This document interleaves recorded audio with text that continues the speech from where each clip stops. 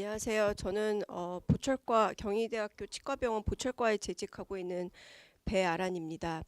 그 보철이라고 하면은 이제 일반적으로 뭐 이렇게 의수라든가 의족 이런 것도 이제 보철에 해당되지만 이제 저희 치과에서는 어 이를 이제 씌우는 크라운이라든가 아니면은 전치 그러니까 앞니에 뭐 요즘 연예인들 같은 경우 많이 하는 라미네이트라든가 그런 심미 보철도 포함이 되고요.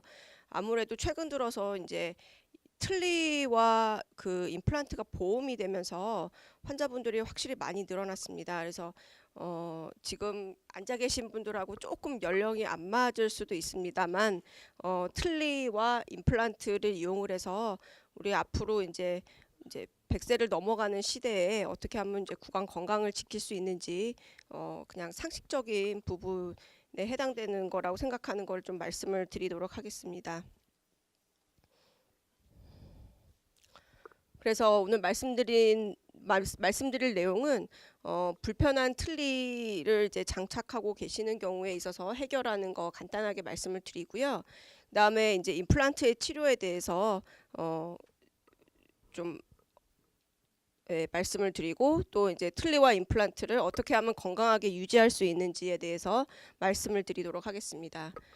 그래서 이러한 틀니는 이제 완전 무치아 환자, 그러니까 위아래 치아가 하나도 없으신 분들이 이제 장착하게 되는 이제 총위치라고 얘기를 하는데요. 몇 년 전부터 이제 65세 이상에 있어서는 이게 이제 보험화가 되어서 어마어마하게 많은 환자분들이 이제 혜택을 받고 있습니다. 그래서 이러한 이제 틀니를 이제 장착한 그런 모습이 되겠죠. 근데 이제 간혹 틀니가 이제 불편함에도 불구하고 그냥 너무 장기간 이렇게 치료가 되지 않고 그 다음에 그냥 틀리니까 불편하겠지 하고 사용을 하시면서 이렇게 앞에 이렇게 그 잇몸이 부풀어 오르거나 염증이 생기거나 또 이제 과증식되는 이런 조직들이 나타나기도 하고요. 부분 틀니에 걸리는 이런 고리 부위에 계속 자극을 받아서 잇몸이 이렇게 증식되는 경우도 있을 수가 있습니다. 그리고 잘 맞지 않는 틀니를 이렇게 오랫동안 장기간 사용하시면서 안모에 이러한 그러니까 변형까지도 일어나는 경우가 있고요. 그다음에 오랫동안 이제 틀니를 사용하지 않는 경우에 있어서 턱이 이제 아래턱이 불안해지면서 계속 이제 장기간의 치료를 거치지 않으면 틀니 치료도 어려워지는 경우들이 있을 수 있습니다.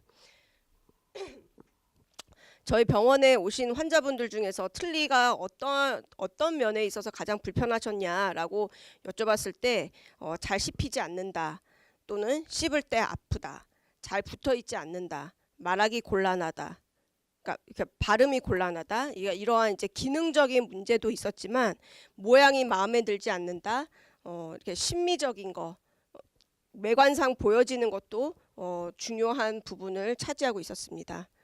그래서 이렇게 오랫동안 사용하신 틀니, 그러니까 환자분들이 틀니가 이제 입안에 들어가서 이제 이물감이 크기 때문에 무조건 작은 게 좋다라고 생각하시는 경우들이 있어요. 그래서 뭐 자꾸 갈아달라고 하니까 일반 병원에서 자꾸 이제 무조건 작게 만들어 주시는 경우도 있고, 아니면은 본인이 직접 이렇게 끌 같은 걸로 막 이렇게 깎고 이렇게 다듬어 가지고 이렇게 작게 만들어서 끼고 다니시는 경우들이 있습니다.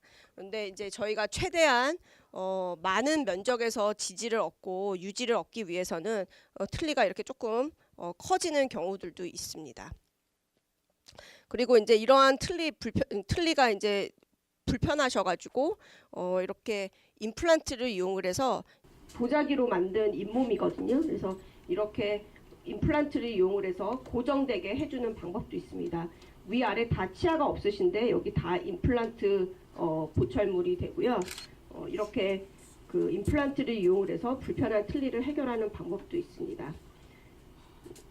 아까처럼 이렇게 개수를 많이 심어가지고 임플란트를 많이 심어서 이제 고정되게 하는 방법도 있지만, 틀니의 가장 큰 불편함은 이제 잘 씹히지 않는다고 이렇게 잘 빠진다거나 떨어진다, 이런 게 불편하신 그 주 원인이 되는데, 여기서처럼 이렇게 임플란트를 2개를 심어서 똑딱이 단추 같은 경우를 이용을 해서 틀니를 고정시키게 되면 환자분들이 훨씬 더 편안하게 사용을 하실 수가 있겠고요. 개수를 조금 늘린다라고 하면 훨씬 더 안정되고 그 다음에 씹는 힘을 좀 더 많이 받을 수 있는 그런 형태의 틀니를 만들어 드릴 수가 있습니다. 이 통계는 임플란트와 틀니가 이제 보험이 되기 전에 이제 통계 자료입니다. 그래서 우리가 건강하게 이제 충분한 그 저장 능력을 얻기 위해서는 최소한 치아를 20개 이상은 보유해야 된다라고 하는데 65세 이상 인구에서 치아를 20개 이상 보유한 비율이 50.5%였다고 합니다. 근데 그 중에서도 반 이상은 의치가 필요로 하는 상태였기 때문에 이제 최근 들어서 임플란트와 틀니를 이용한 보험이 자꾸 확대가 되고 있죠. 그래서 이렇게 이제 앞니의 경우에 있어서도 이렇게 교통사고로 앞니가 이렇게 상실된 경우에 있어서도 임플란트를 이용을 해서 회복을 시켜줄 수가 있고 뭐 외상이 있었더라고 하더라도 자연스럽게 회복을 시켜줄 수가 있습니다. 그리고 거의 그냥 틀니만으로는 골 소실이 너무 심해서 그냥 틀니만으로는 거의 저작이 힘들고 여기저기 아픈 통증을 계속 호소하셨던 분들도 이렇게 임플란트를 식립을 해서 틀니를 만들어 드리면 확실히 편안하게 사용하실 수가 있습니다. 4개를 사용을 해도 가능하고요. 2개만 가지고도 가능한 경우들이 있습니다. 이렇게 똑딱이 단추 같은 거를 이용을 해서 틀니가 고정이 되게 해드리면 확실하게 편안한 그런 역할을 제공해 드릴 수가 있습니다.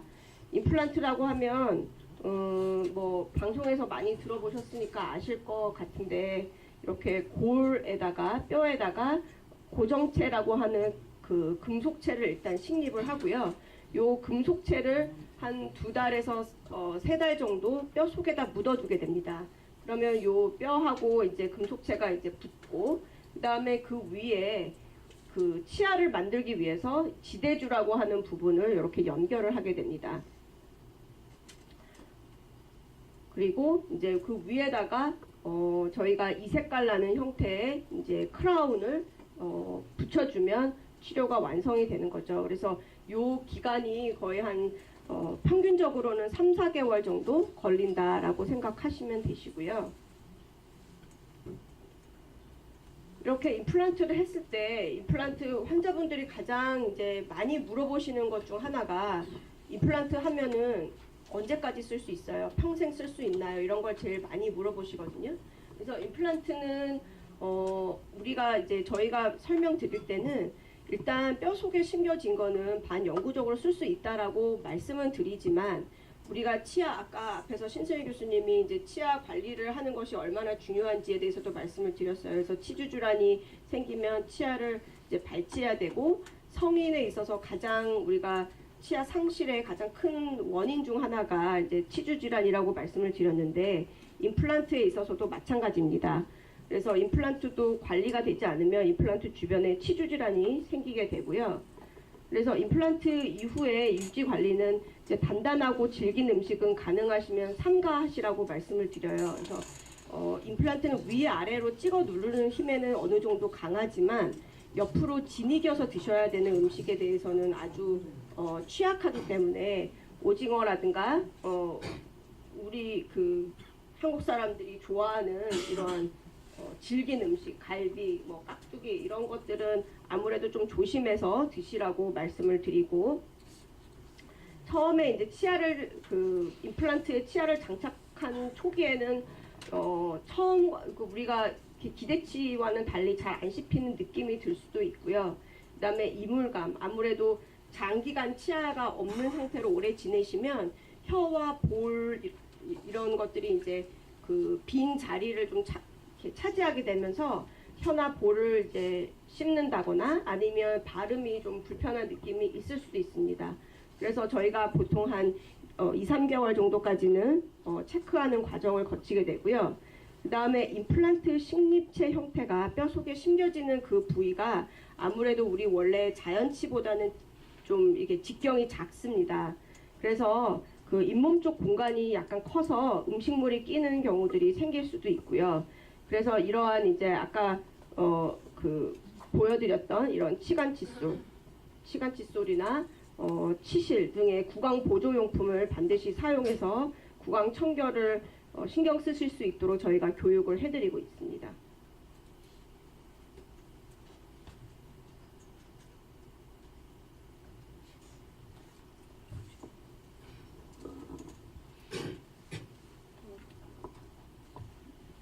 그리고 이제 외상을 받거나 임플란트가 이제 심고 나서 나사를 이용을 해서 연결을 하게 되는데, 이 나사가 풀린 채로 사용하게 되면 나사가 풀리면 임플란트가 약간 움직이는 느낌이 드실 수가 있어요. 그래서 나사가 풀린 채 만약에 사용을 하게 되면 여기 보시는 것 같이 엑스레이에서 보시면 임플란트 이 뼈 속에 심겨진 부위가 이렇게 파절된 것을 확인할 수가 있는데, 이렇게 임플란트 식립체가 파절이 되거나 이런 문제가 발생할 수 있습니다.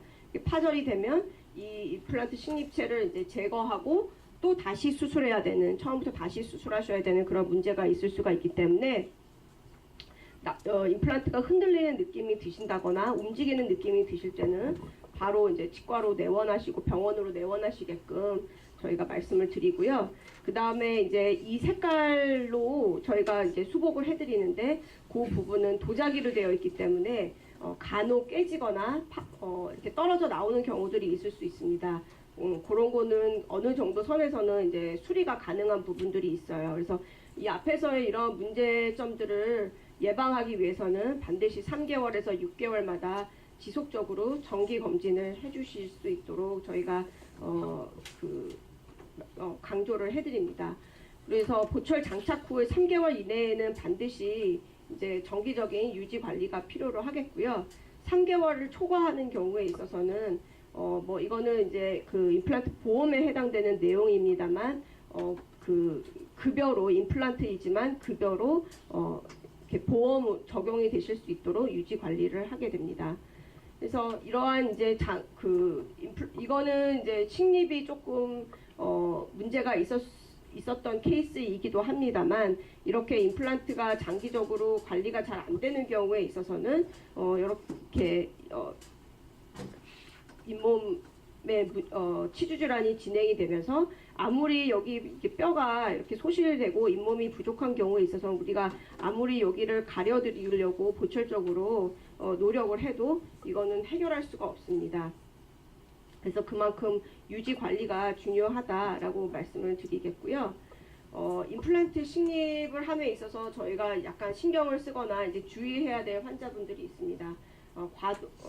흡연을 이제 과도하게 하는 경우에 있어서 그렇고, 또 이제 치주 질환이 있었던 병력이 아주 심한 잇몸 병력이 있었던 환자들에 있어서는 저희가 임플란트 식립 시에 조금 주의를 하고 전반적인 잇몸 치료를 좀 다 진행을 한 후에 이제 다시 한번 임플란트 식립을 고려하게 되고요.